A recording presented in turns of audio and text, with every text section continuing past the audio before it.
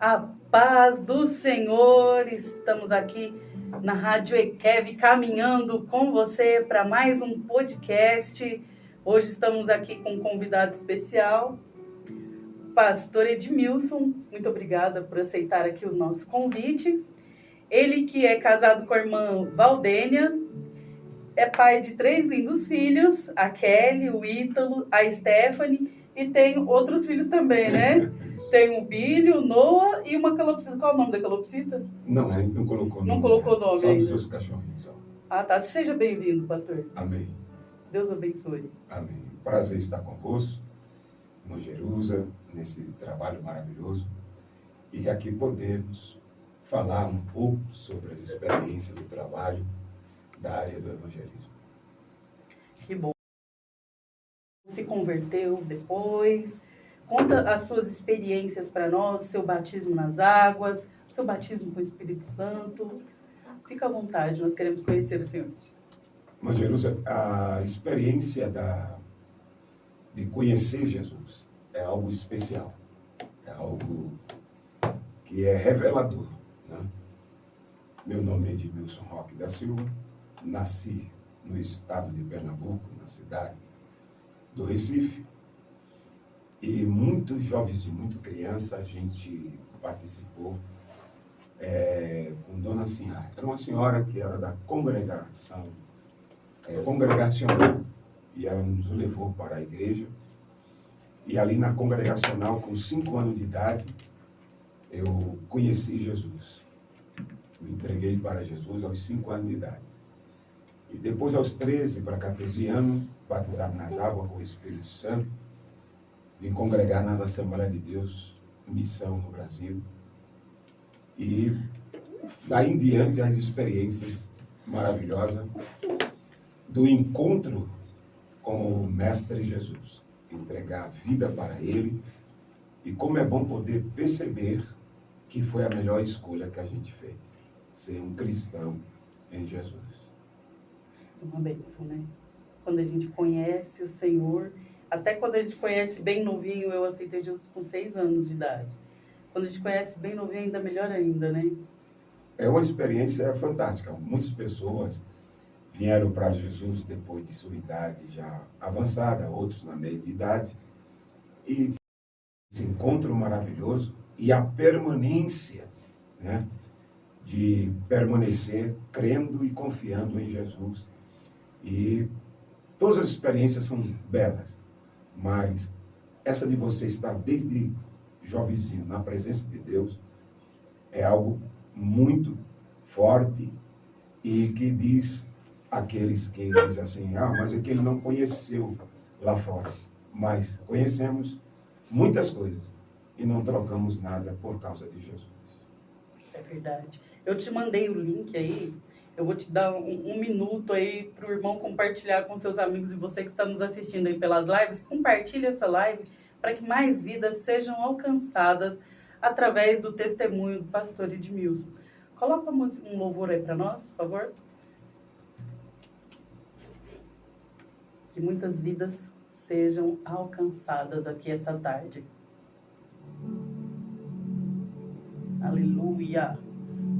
Vai compartilhando aí, pessoal. Vai compartilhando aí com seus familiares, com seus amigos. Para que essa palavra alcance multidões. Pode deixar. Glória a Deus. Como é bom ouvir o louvor.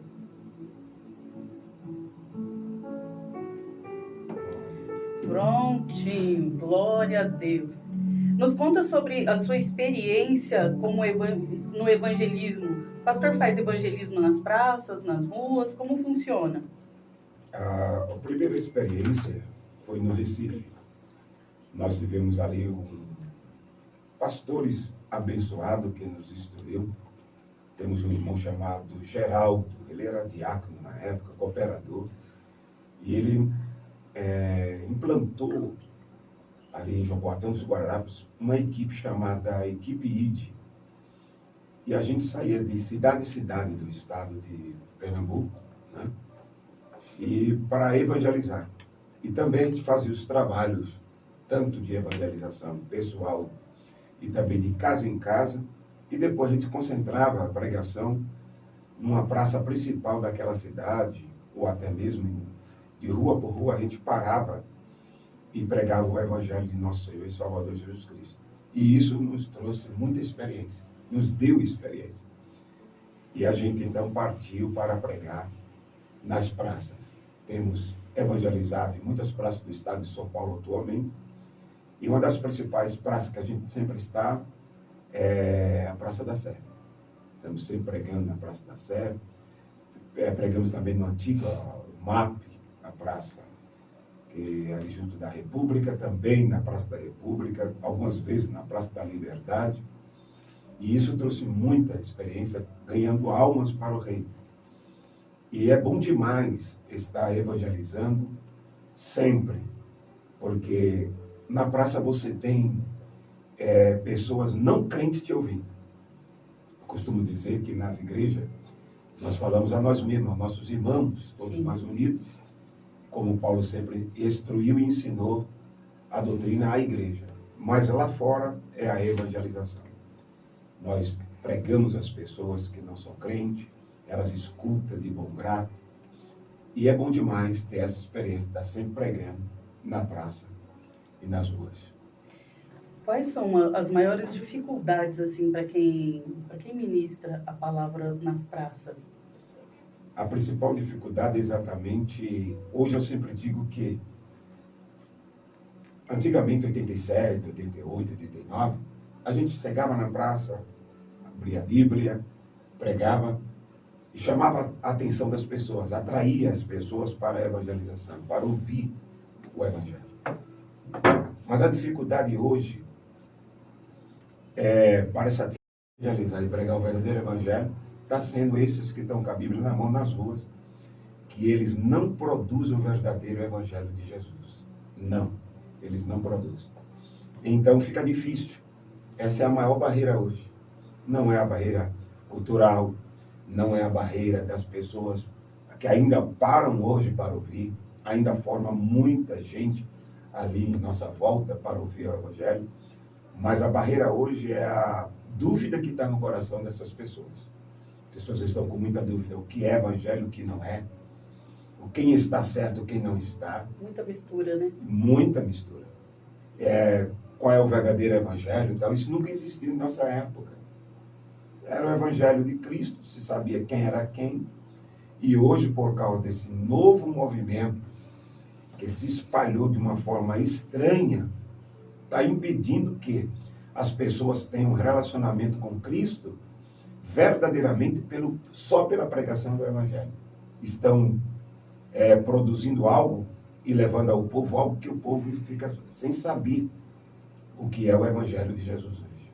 Então, essas pessoas que vão para as praças e pregam em benefício próprio, alguns pregam a teologia da prosperidade, né? E deixou as pessoas um pouco com receio daqueles que pregam a verdade, né?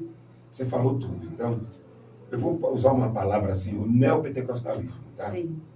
Não sou contra nenhum mover de Deus para os dias. Porém, o que nós encontramos hoje é essa barreira, essa dificuldade de que se apresenta algo que muitas vezes os textos bíblicos não dão essa condição para se falar desse assunto. Então, qual é a barreira principal? Essa, a barreira que nos impede o Evangelho. Eu vejo muito, quando a gente vai no centro da cidade, principalmente, a gente vê muita coisa estranha mesmo, igual nós estamos falando aqui, de pessoas que levam um evangelho que não é o evangelho de Cristo, né? E vejo também muitas pessoas machucadas, né? Que foram machucadas por essas pessoas.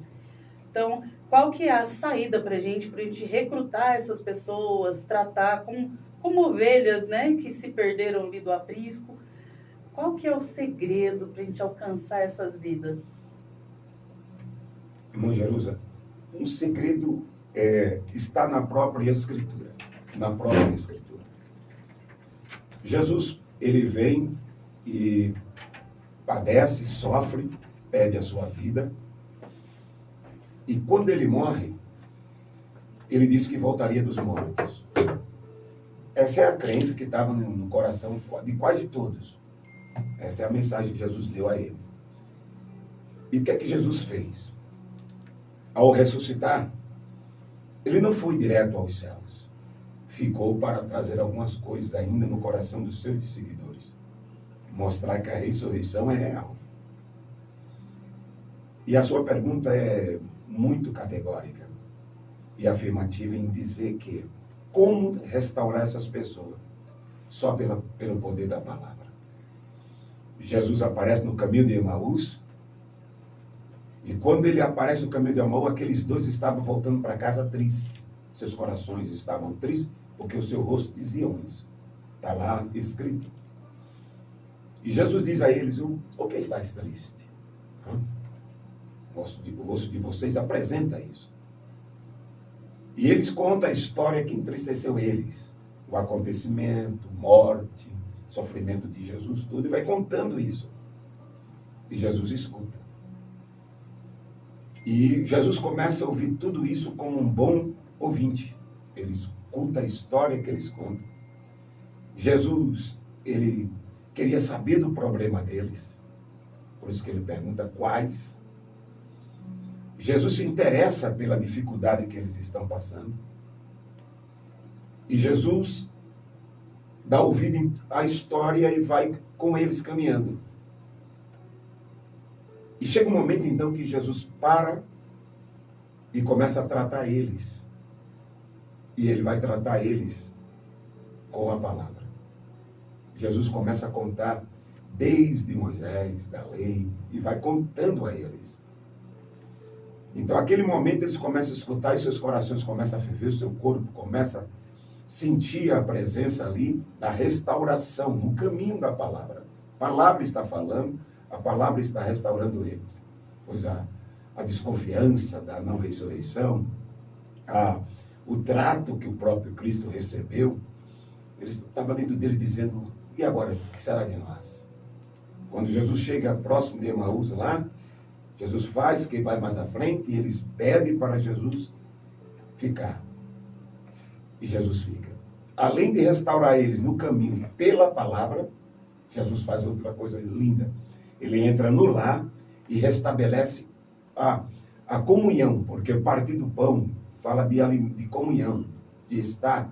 Jesus não só cuidou deles pela palavra, ensinou tudo a eles, e também restaurou o lar deles. Quando eles abrem os olhos, Jesus já não se encontra, o medo saiu, porque já se faz tarde, e voltaram naquela mesma noite para Jerusalém dizer que Jesus ressuscitou. Então, qual o alvo hoje da igreja, de todos nós, para restabelecer essas pessoas? Só com o poder da palavra de Deus. Não adianta inventar, não adianta oferecer a eles nada parcial, temporal, nada dessas coisas.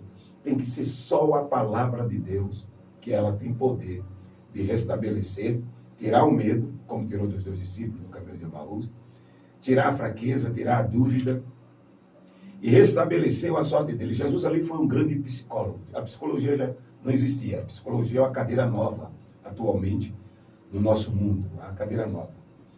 Mas Jesus já era um grande psicólogo. Ele tratou o que está maltratando vocês, tudo. Então, Jesus deu essa aula para nós que só o poder da palavra pode restabelecer as pessoas.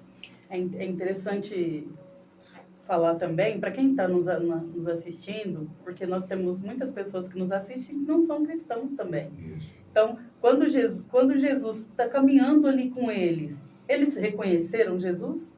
Não. Então, quando foi que eles reconheceram Jesus? Quando Jesus começou a falar com eles ou quando chegaram na casa?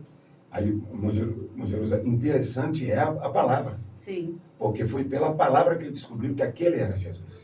Aí a gente já entra num ponto muito forte aqui. Aquelas pessoas que estão machucadas porque ouviram um evangelho que não, um evangelho mascarado, então só vão conhecer verdadeiramente Jesus quando tiverem acesso à verdadeira palavra do Senhor. Sim, é sem dúvida. Por isso que eu prego na Praça da Sé e as pessoas que me vêm pregar, elas falam assim para mim sempre quando eu termino: que bom você falou de Jesus.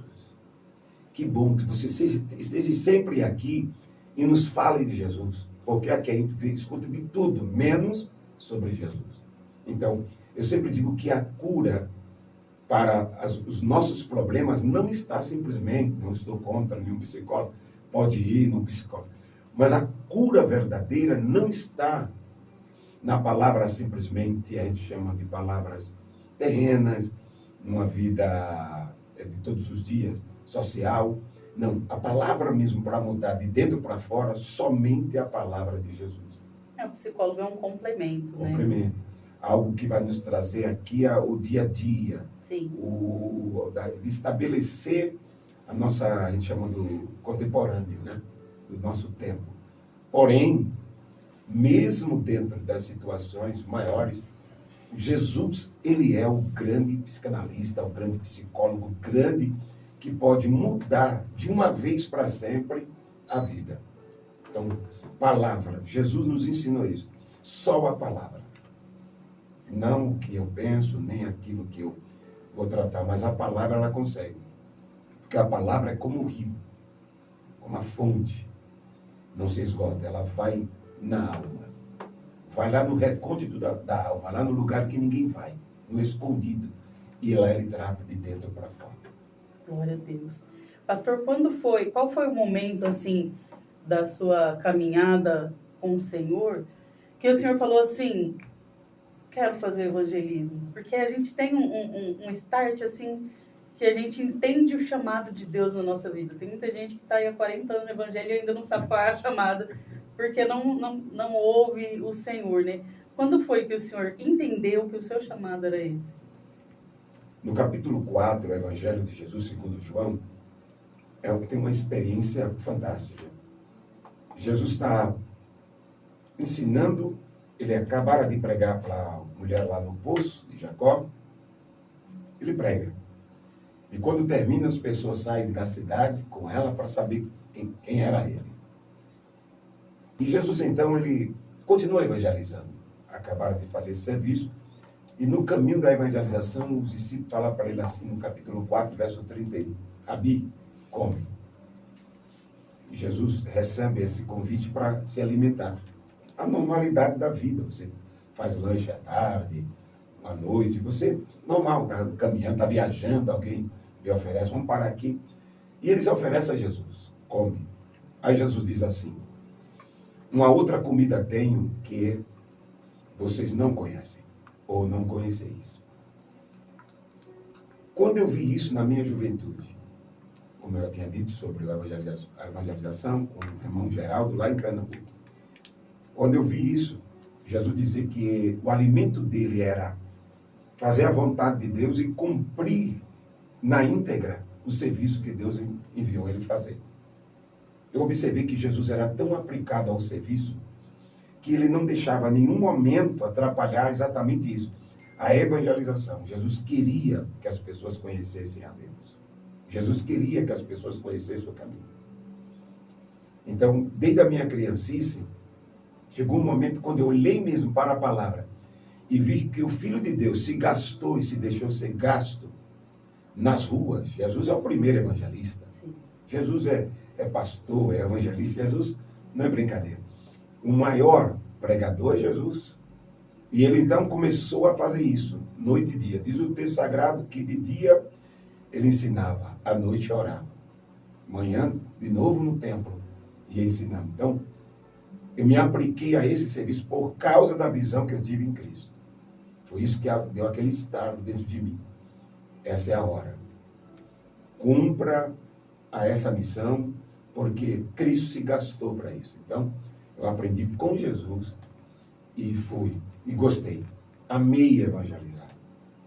Coração tomado pela pregação das ruas, da praça. É até engraçado, teve um dia na Rua Direita, tem a Rua Direita e a 15 de novembro. Eu estava tão empolgado e gostando tanto da obra. Eu era um molequinho jovem, quando cheguei aqui no estado de São Paulo, que um dia eu saí correndo de ponta a ponta dessa rua, gritando, Jesus vai voltar, Jesus vai voltar, Jesus vai voltar. E as pessoas, tem a tal de arrastão, a pessoa pensava que era arrastão, corria todo mundo. Correu todo mundo, as lojas querendo fechar as portas. E eu saí de ponta a ponta gritando sobre o reino de Deus, sobre a salvação de Jesus que era voltar. Então, isso é muito forte. E dentro de mim, mesmo agora, na idade já amadurecendo, continuo com a mesma vontade da evangelização, da pregação do evangelho, essa vontade de estar falando de Jesus para alguém. E que meus irmãos, meus internautas, amigos, também orem a Deus e busquem em Deus que Ele tem. Não somente o dom, Ele dá da pregação, porque pregação é dom, mas também Ele ajuda, porque toda a igreja é convidada a evangelizar. Nós aqui, inclusive, nós temos um trabalho bonito de evangelismo. Nós sempre vamos ali no açaí, porque eu também faço, eu fazia mais parte da equipe de evangelismo, agora eu estou em outra área da igreja, mas meu esposo e eu, nós continuamos indo porque é algo que eu amo fazer. Visitar hospitais, a gente se veste de palhaços, a gente faz os Doutores da Alegria, e é um trabalho que eu amo muito, assim. E todo domingo o pessoal está na Praça do Açaí, falando do amor do Senhor.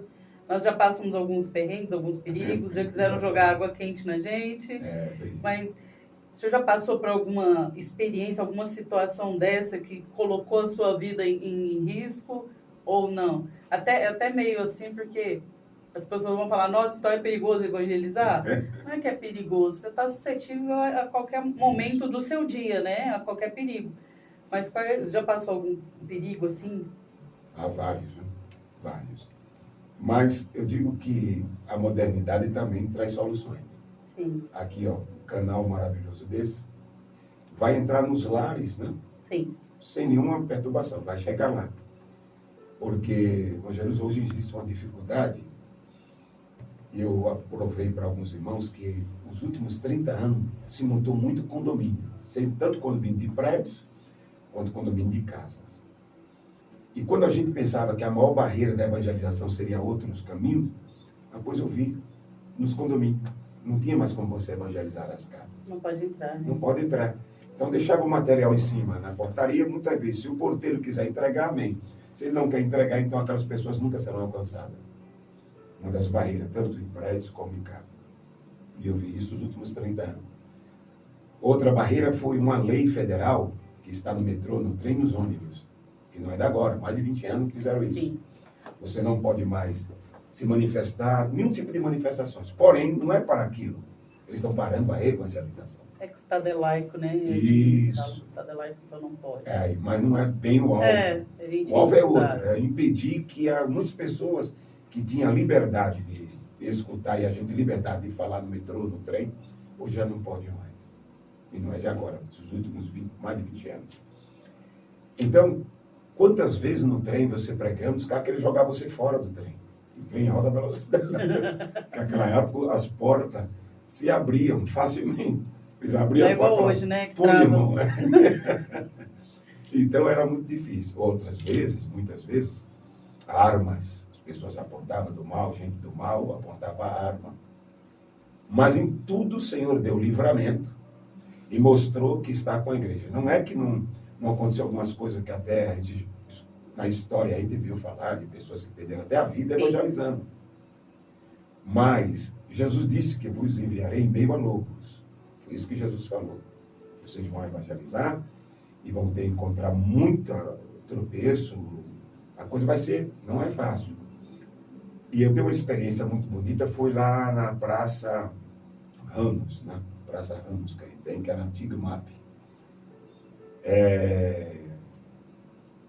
A turma que está hoje no poder, vou falar, não falo o nome. Melhor falar assim, cai nossas lives. No poder, fizeram um movimento muito grande na praça, mas eu já estava na praça. Estava pregando. E o artigo 5º da Constituição diz que quando tiver uma reunião, não pode chegar outra e fazer, porque ali está coberto pelo artigo. Aí eu estava pregando, e de repente chegou os caminhões para fazer comício, negócio de política. E os caminhões, 2 caminhões enormes, abafou a minha voz, mas eu estava lotado de gente à minha volta.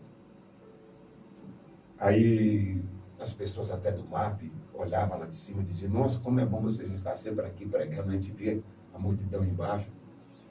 E eles começaram a falar, impediu da gente evangelizar, porque a minha avó não ia passar pelos caminhões. E de repente parou uma viatura.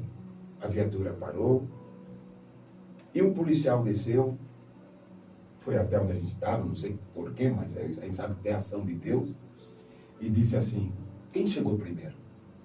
Eles ou vocês? Aí eu disse, não, nós estamos aqui há tempo. E as pessoas testemunharam. Não, então aqui faz tempo que eles estão. Aí o policial foi até aquele caminhões ali com o som, pediu, chamou a responsável e disse, ó, preciso que vocês se retirem e vá para outro local, porque já tinha uma manifestação aqui religiosa. E as pessoas ali falaram, não, deputado tal, do estado, vereador tal, e foram para cima do polícia e cresceram. Mas cresceram mesmo. A polícia foi no carro, bateu um B.O. lá, daqui a pouco viatura para tudo que é lado. E chegou um, posso falar ao vivo para todo mundo, capitão, na época, capitão Lúcio. Hoje deve ser coronel, aposentado, capitão Lúcio. Ele chegou e foi até onde ele estava e perguntou de novo. Foi assim mesmo a formação de vocês já estavam aqui? Já, capitão. O capitão, então, foi lá, se direcionou às autoridades, disse assim, eu preciso que vocês peguem o movimento de vocês, tirem daqui e levem para outro local, porque já tinha uma manifestação aqui. E engrossaram para cima do capitão, mas não deu outra. O capitão autorizou uma ordem, todo mundo saiu meio empurrado, mas saíram. E o caminhão foi tirado, e eu vi a glória de Deus naquele dia. É uma bênção a gente ver que tem experiências maravilhosas também na evangelização. É por isso a importância do crente entender de leis, né? E essa lei ainda está em vigência? Está em vigência, artigo então, 5º da Constituição. É muito importante as pessoas que fazem trabalhos missionários, né, evangelísticos, entender e saber para onde correr se caso necessário, né? Isso. Porque também quando a nossa liberdade termina quando começa a liberdade do outro. Exatamente. Né? A gente tem que ter sabedoria também. Exatamente. Né? A gente vê aí nas praças muitos movimentos, assim, não posso falar a palavra, muitos movimentos de outras religiões. Ali você deixa ali no canto, ali não põe a mão, não mexe, porque não faz parte da gente afrontar outra religião, né? Isso. Estado é laico, cada um tem a sua forma de trabalhar. Mas, pastor, se fosse para o senhor pontuar, assim, o melhor momento, sei que é difícil pontuar o melhor momento, assim, da sua trajetória evangelística, qual seria esse momento? Como você falou, fica muito difícil porque foi tantos momentos maravilhosos. A evangelização nos dá, assim, experiências, tanto no interior do estado de São Paulo, como na capital, em várias capitais do Brasil. Então, é muito difícil, porque foi muitos milagres. A evangelização, ela produz isso. O evangelho, Jesus disse, ide, e eu vou com vocês, vou cooperando com vocês. Então, é difícil pontuar, porque são muitas coisas maravilhosas, ao ponto de não querer desistir, mesmo agora, depois de estar ministerialmente, junto à nossa presidência, tudo, mas não sai de dentro de nós. De vez em quando estou nas ruas, nas praças, não, porque é uma coisa... E eu sempre digo que alguém pergunta para mim assim, eu queria pregar, aprender a pregar, eu queria... Vá para a rua, para a praça. O Espírito Santo Sim, capacita você. É verdade. Ele cria as condições para você falar do Senhor Deus. E é lá na praça que você pega as experiências, quando você vem para os púlpitos fica fácil. Porque eu vou dizer uma coisa aqui para você, Jerusalém. Quem está nos púlpitos para ir para as ruas é difícil demais. É difícil. Eu estou falando sério. Parece que quando chega lá tem uma barreira para eles. Agora, quem aprende na praça, quando chega na... Facinho, facinho. É a mesma coisa quando teve eu não posso falar o nome também, senão derruba as lives. Quando teve essa enfermidade aí, que teve lockdown, que todo mundo parou, foi muito dificultoso para alguns pastores fazer live. Eu já tinha uma certa experiência, então eu ajudei muito aqui o pessoal aqui do Carrão. Sim. Na época estava o pastor Deiner, que era da equipe de libertação aqui, hoje ele é da equipe de libertação lá do Belém. Volta, pastor Deiner. Não pode, né? Não pode pescar em aquário alheio, não pode. Mas eu vi uma dificuldade muito grande dos pastores em pregar para a igreja vazia. Na praça é a mesma coisa, às vezes, na Praça da Sé não, porque sempre está com muito movimento de pessoas, né? Começa com uma pessoa. Uma pessoa. Sempre, é difícil, até que venha bastante, é de uma pessoa, porque começa uma encosta, a outra vai encostando, é assim mesmo. Tem uma praça aqui que a gente faz evangelismo, que não tem ninguém na rua. Só que é cheio de prédios, condomínios, né? Muito bom. E as pessoas ficam ouvindo da janela e às vezes eles descem e nos contam experiências, né? Fala, olha, eu senti a presença de Deus aí, de vocês. Eu sou cantora, né? Eu vou com a parte do louvor e meu esposo ministra a palavra e o restante da equipe também. Mas teve algum momento assim que alguém chegou no senhor e falou assim, olha, a palavra surtiu efeito na minha vida? Teve. Vou voltar de novo na mesma Praça Ramos. Chegou um momento em que as pessoas que trabalhavam, parece que tem 8 andares, 9 andares, na frente do Teatro Municipal. Chegou uma coisa tão interessante que eles desceram e disseram assim, ó, o gerente da loja olhou e viu uma forma de coração. Foi vocês que fizeram aquilo? Eu falei, não, nós não. Mas as pessoas vão chegando. Formou um coração, literalmente, a forma de um coração. E as pessoas muito aceitaram Jesus como Salvador. Porque viram aquilo sem... Desceram para perguntar, foi vocês que formaram? Vocês criaram essa forma? Foi intencional, não? Foi intencional? Não. Era um coração literalmente formado por pessoas. Então isso nos trouxe uma alegria muito grande, que as pessoas vieram aceitar a Jesus, mostrando Deus dizendo a eles, falando lá de cima, com pessoas aleatórias, pessoas que nem são, a maioria não é crente, pois Deus formou aquele coração, nós pregamos ali no meio, e eles viram lá em cima e vieram entregar os seus corações para Jesus. Então, é maravilhoso a evangelização, mas vou repetir de novo. A pregação é mais fácil de ir lá para cá do que de dentro do templo para fora do templo. Porque as pessoas elas encontram uma barreira para sair, para fazer o ID, né? Isso. Eu não entendo que barreira é essa que as pessoas encontram, não sei se é vergonha, eu não sei o que acontece. Eu sou cara de pau, vou em qualquer lugar, vai nos hospitais. Eu só não fui em presídio ainda, mas tenho vontade. Tenho capelania hospitalar, mas ainda não fiz penitenciário, mas eu tenho vontade. Mais para frente aí. Fiz com o pastor Agostinho, né? Isso, conheço. A doutora Silvia, que é a esposa dele. Conheço. Eles foram meus mentores ali, quando eu fiz capelania, meu esposo também. Eu queria perguntar para o senhor aí, para a gente aprender mais, como funciona a liturgia ali ou o senhor só chega, prega e tem louvor, é só louvor, é palavra e louvor? Como o senhor faz? Para as pessoas aprenderem também com a sua experiência. Então, cada lugar a gente vai ter que usar uma estratégia, orar a Deus. Como você falou sobre os prédios. Como é que eu faço de vez em quando nas ruas? Só tem prédio. Aí eu uso a estratégia da voz, vou andando de uma ponta a outra da rua, falando alto. As pessoas pensam que é um doido que está falando, todo mundo volta. E não usa microfone? Sem microfone. Essa é uma estratégia que eu faço muitas vezes, porque não há acesso a esses condomínios. Então, você vai falando alto, Deus nos deu por misericórdia, uma voz muito alta, e aí as pessoas vão, depois você volta de novo evangelizando, falando, as pessoas veem que foi palavra de Deus. Já na praça, você começa com hinos evangélicos, da harpa cristã.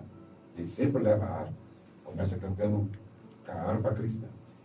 Quando as pessoas vão se aproximando, a gente, até mesmo outros irmãos, tem isso muito bom na praça, tem outros irmãos que vão trabalhar, aí tem uma folguinha, eles vão para lá, fica lá escutando na hora do café dele, muitas vezes na hora do almoço, na hora da janta, eles vão para lá. Que muitas vezes começa às 7 da manhã, só termina, quando não tem culto para a gente ir à noite, só termina 8 horas. Que bênção. Então aí, o que é que isso acontece? As pessoas ficam conosco, ouvindo. Então, tem uns que dão testemunho, tem uns que pregam até a palavra de Deus, e começa ali, porque perto do meio, porque tem gente que é próximo dele, então ele vê, opa, essa oportunidade boa de começar. Tem muita gente que começou assim.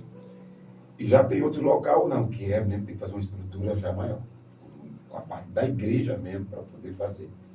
Praças mesmo, em São Paulo, algumas praças só com permissão, da prefeitura, subprefeituras, então, muda, cada lugar muda o modo operante de chegar. Agora, se você está sozinho mesmo, sozinho, aí muitas vezes sem som, sem nada, você pode abrir em qualquer lugar.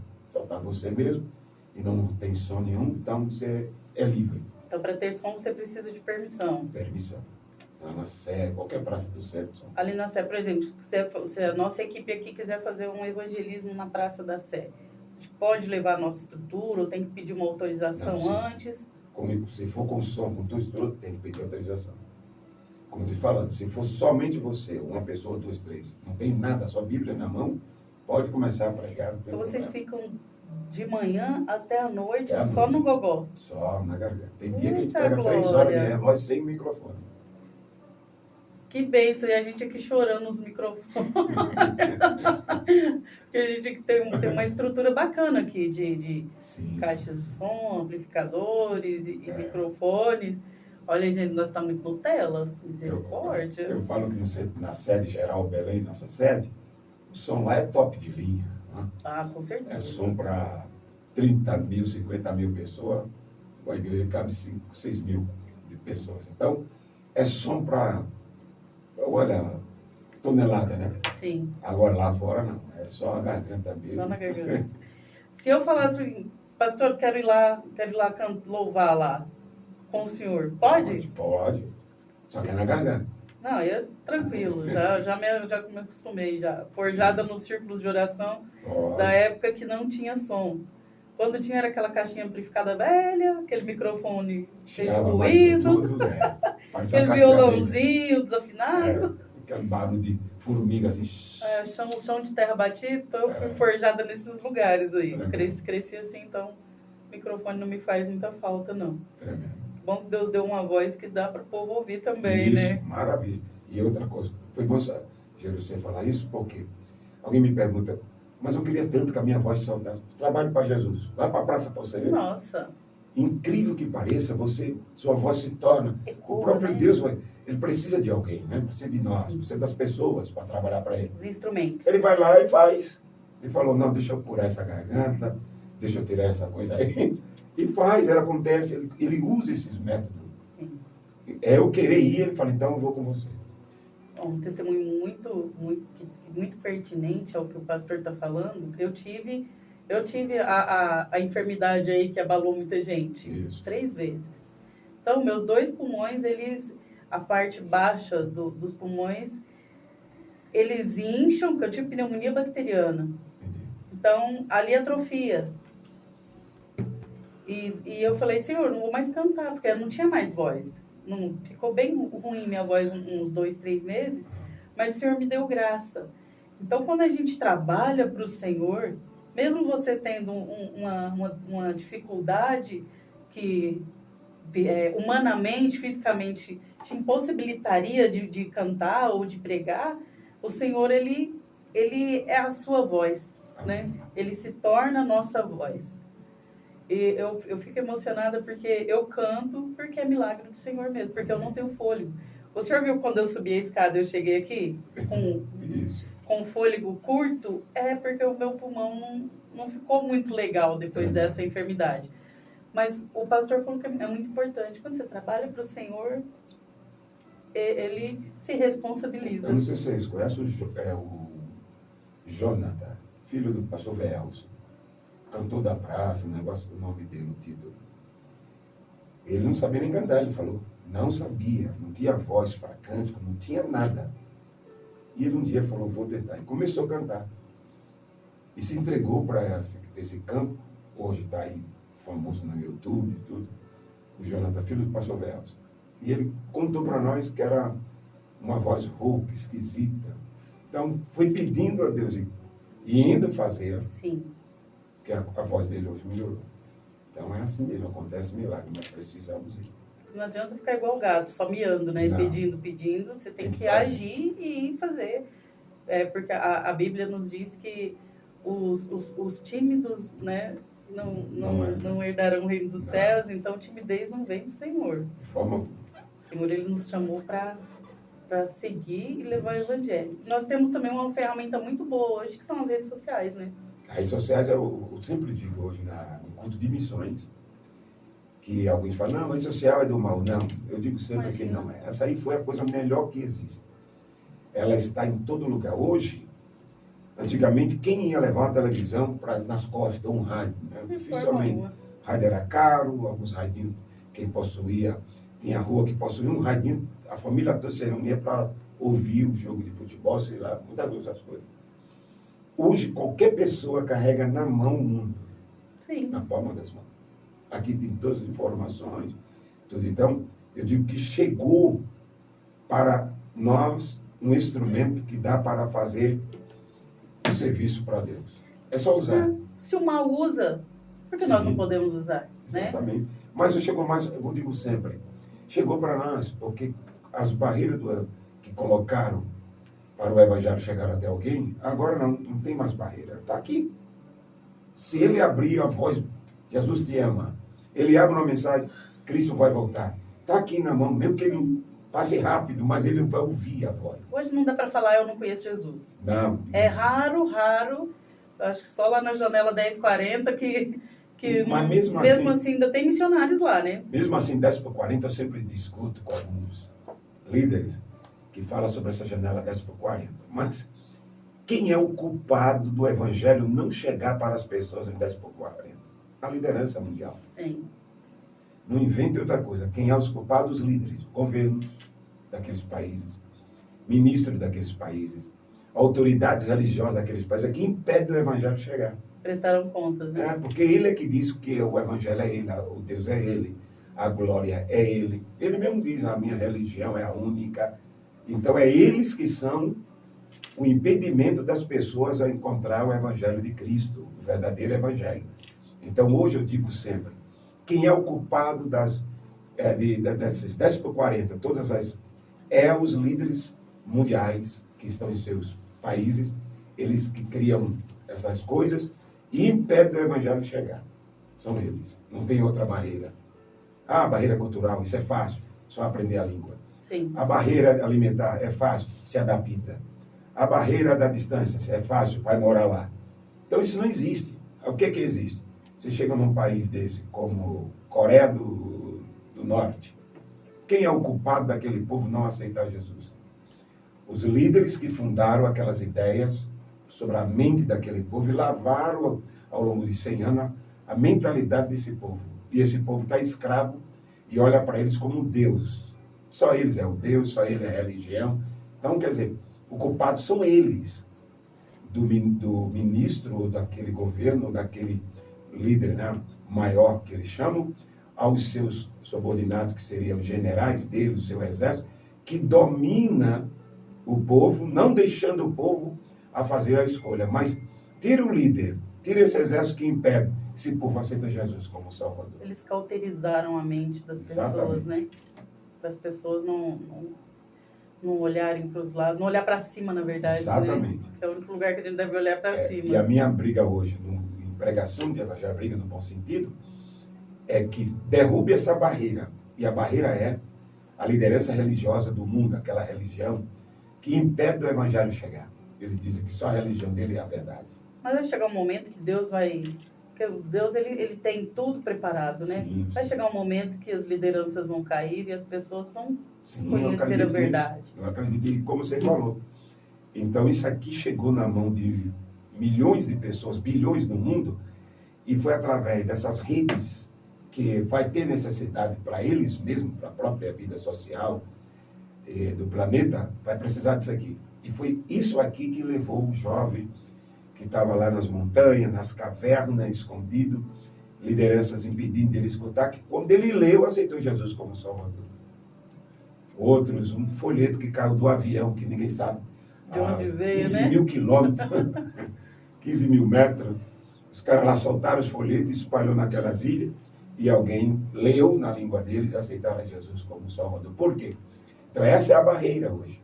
A barreira das pessoas não conhecer Jesus é exatamente, esse é um artigo que eu escrevo sempre. É a liderança, seja ela religiosa, ou seja ela política. Eles criaram essa barreira do evangelho não chegar nos seus países. Não é o povo, são eles a barreira. Interessante que tem muitos líderes religiosos também que impõem essa barreira, né? Sim. Eu já vi muitos... como eu sou cristã, eu tenho que falar da minha religião, né? Não vou não vou ali falar de outra religião, mas eu já vi muitos pastores que impedem o trabalho de evangelismo, não gostam de trabalho de missões, não gostam de libertação e cura, e criam essa barreira entre os membros da igreja e o povo lá fora. Como se colocassem o povo numa cúpula e que tivesse que viver só ali naquele mundinho, e tem pessoas que aderem a isso. Sem dúvida. Multidões. A Assembleia de Deus, nesses últimos quase 15 anos aí, como ela começou? De porta em porta. Trabalho missionário. Missionário, porta em porta. Missão local, missão estadual, missão, a gente chama de regional, e depois a missão transcultural, que sai para fora do espaço Brasil. Mas aonde a gente começou? A local, de porta em porta, de rua em rua. E ela cresceu tremendamente. Quando, nos últimos 30 anos, eu sempre digo que começou diminuir a evangelização. Sim. Nos últimos 30 anos, começou a parar. Então, isso teve essa barreira. Aí houve esse costume, através desses que passaram. Não, que a salvação é uma revelação. Sim, a salvação é uma revelação. Mas essa revelação só se dá pelo ensino da palavra.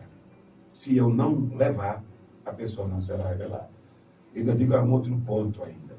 Mesmo também que eu não queira levar a palavra e pare de evangelizar, aí o próprio Deus vai se encarregar de evangelizar. Vai através de sonho, Sim. de revelações, na noite, no dia. Ele vai começar a trabalhar, porque Deus não para de falar a sua palavra. É verdade.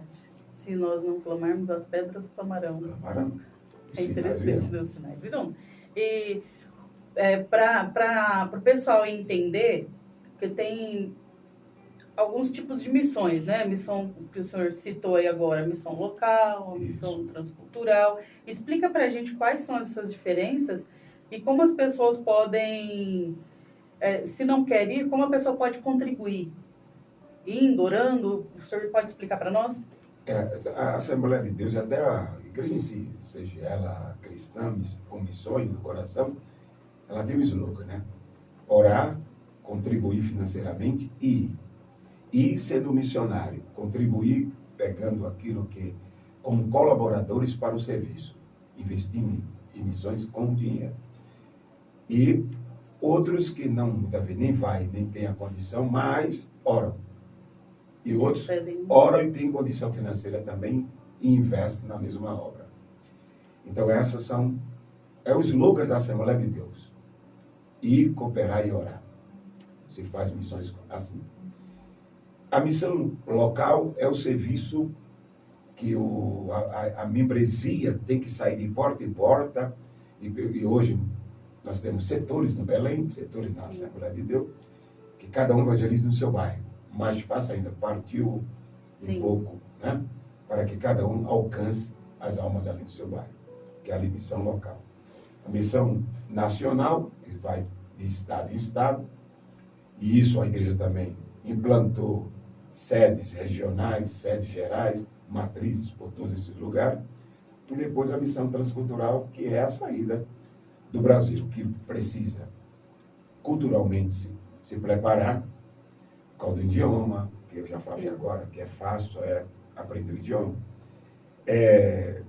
o costume daquela região, alimentações, e viver como eles vivem. Eu vou falar algo aqui que pode ser que alguém não goste.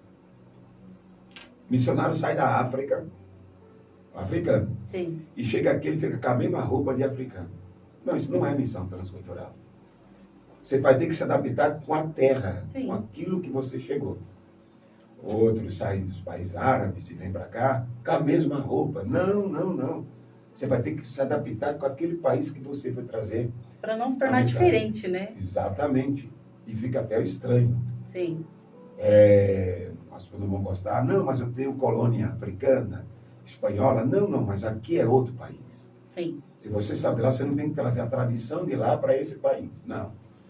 A tradição ficou lá. Eu sou missionário e trago a mensagem. E a mensagem é de Cristo, a mensagem do Evangelho.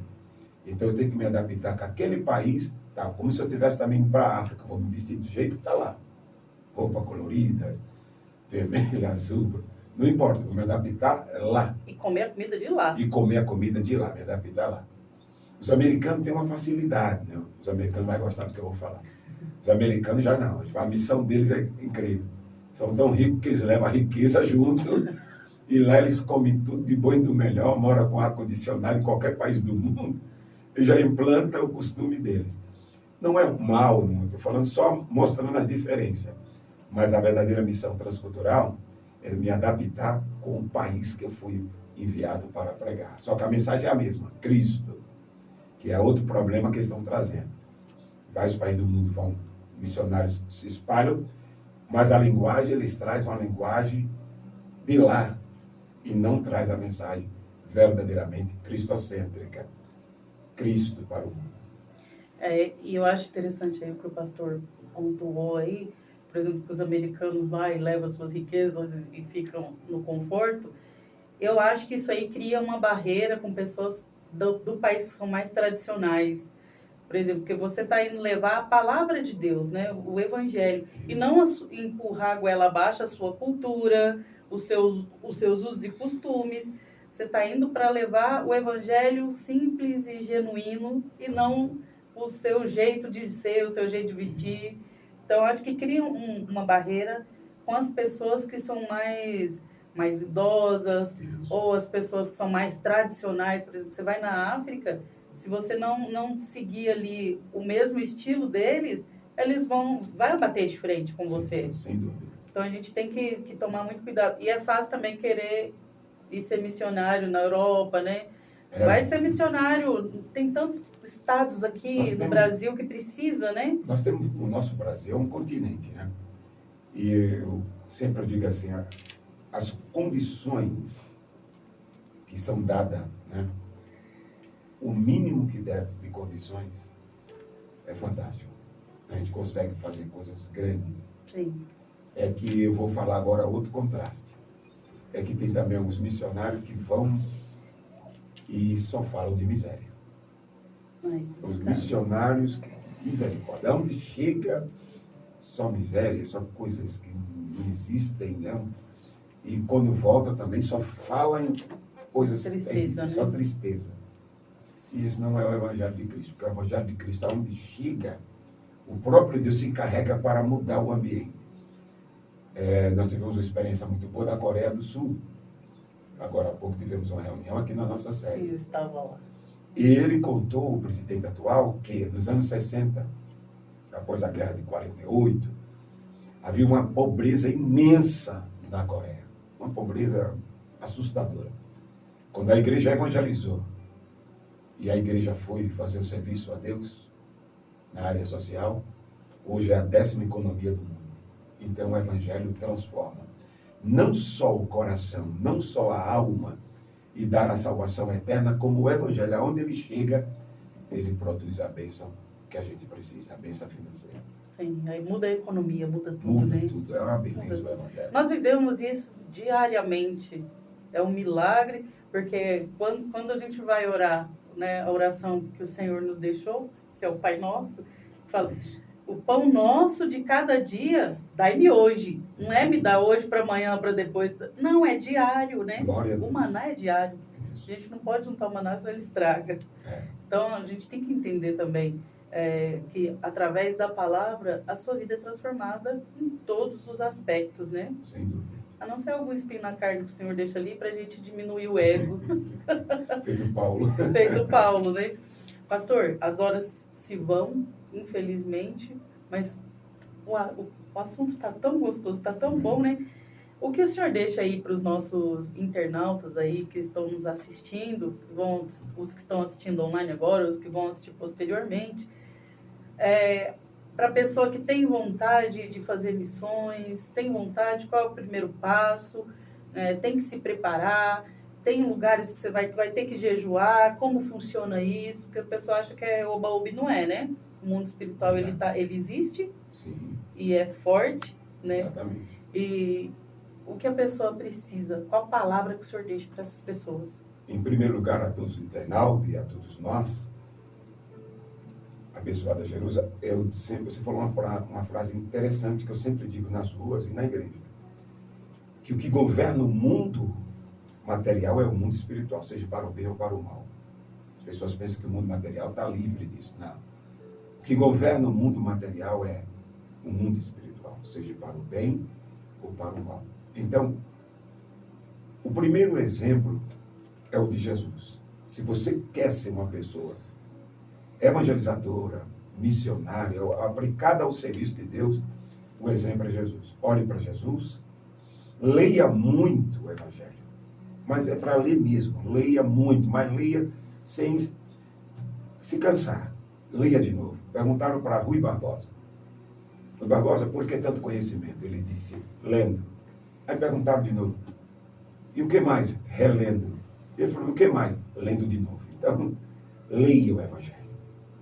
Leia muito. Se dedique ao Evangelho, na leitura, que você vai ter condição de ser um evangelizador, de ser um pregador, de ser um ensinador e de ser um missionário. E Jesus é o exemplo principal. Quer fazer o serviço para Deus? Olhe para Jesus. E o Yoshua HaMashiach, ele tem tudo para nos instruir e nos ensinar. E o mundo espiritual, como disse o Jesus, existe. Esse mundo espiritual é o que governa o mundo material.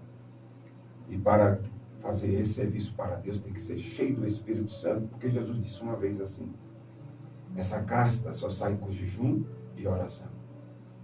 Então, Jesus estava dizendo para vivermos uma vida consagrada para o serviço a Deus. Então, meus amigos internautas, meus irmãos, permaneça tendo Jesus, o único e maior exemplo de ensinar a palavra de Deus para a salvação de todos nós. Deus abençoe. Muito obrigada, pastor, pela sua participação aqui. Foi uma honra tê-lo aqui. Quero trazê-lo aqui mais vezes. Amém. Manda um abraço aí para sua esposa, para os filhos. Tem que mandar um abraço para eles. É a esposa, irmã Valdênia, Deus abençoe. A Kelly, que é a filha mais velha, tá? Deus abençoe. Meu filho do meio, que é o Ítalo, Deus também o abençoe.